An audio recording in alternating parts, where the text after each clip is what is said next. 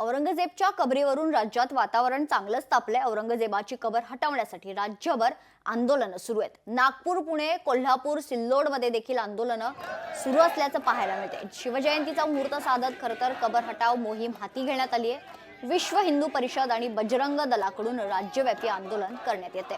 हे दृश्य आपण पाहतोय या ठिकाणी ठाणे, अंबरनाथ, नाशिक, नागपूर, अहिल्यानगर, छत्रपती संभाजीनगर यासोबतच गोंदिया, जळगाव, अकोला आणि पंढरपूरमध्ये हिंदू संघटनांच्या वतीने राज्यव्यापी आंदोलन करण्यात येते।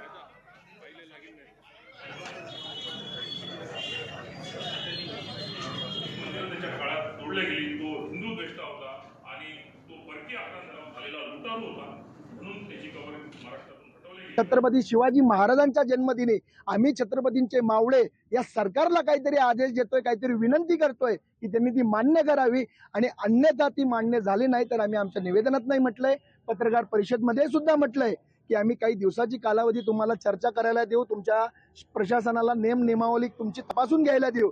अन्यथा असं झालं नाही तर विश्व हिंदू परिषद संबंध हिंदू समाजाला रस्त्यावर उतरल्याशिवाय राहणार नाही। माननीय मुख्यमंत्री महाराष्ट्राचे त्यांच्यावर ते पोहोचेल आणि त्यांनी जो निर्णय घ्यावा लवकरात लवकर ती कबर या महाराष्ट्रातूनच नाही, छत्रपती संभाजीनगर मधून जो नाही या देशातूनच ती बाहेर काढावी। अन्यथा आपल्या सर्वांना माहिती आहे, जर विश्व हिंदू परिषद बजरंग दलाने ठरवलं कार सेवा नक्की काय असती याचं वर्णन करायला मी आपल्याला आवश्यकता नाही। कार सेवा जर नको असेल तिथे तर महाराष्ट्र सरकारने ताबडतोब ती कबर काढून टाकावी।